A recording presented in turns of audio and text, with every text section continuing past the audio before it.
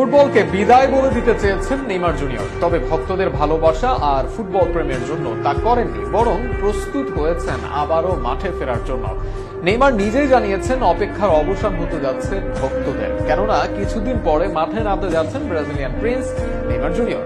Football ছেড়ে দেওয়ার ইচ্ছে, এরপর নেইমারের ঘুরে দাঁড়িয়ে মাঠে ফেরার প্রস্তুতি নিয়ে বিস্তারিত থাকছে প্রতিবেদন।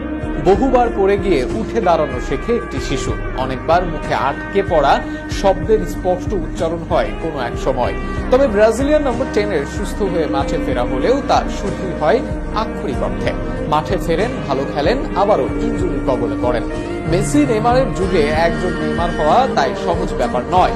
ফুটবলে বিশ্বের তৃতীয় জনপ্রিয় খেলোয়াড় হয়েও ব্যক্তিগত অর্জন শূন্য, কেননা ইনজুরি তার বড় শত্রু। তাই তো ফুটবলকেই এবার বিদায় বলতে চেয়েছিলেন নেইমার জুনিয়র, তবে সব ছাপিয়ে এবার তিনি মাঠে ফিরতে প্রস্তুত। নেইমার এক পোস্টে লিখেছেন, ইনজুরিতে পড়ার পর আমার অনেকগুলো খুবই কঠিন দিন গেছে। এমনও অনেক দিন গেছে যখন মনে হয়েছে ফুটবল খেলাটাকে আমি ছেড়ে দিই, কারণ এত কঠিন অবস্থার মধ্যে এগিয়ে যাওয়া সত্যি অসম্ভব। এরপরই নেইমার লিখেছেন কিভাবে এই কঠিন মানসিকতা থেকে বের হয়েছেন তিনি। নেইমি লেখেন, তবে আমার কাছে একজন যোদ্ধা ছিলেন, যিনি আমি যা চাই তা না পাওয়া পর্যন্ত থামতে দিলেন না। তিনি হলেন আমার সৃষ্টিকর্তা, তিনি আমার শক্তি, আমার সুরক্ষিত দুর্গ। আমরা আগামী দিনেও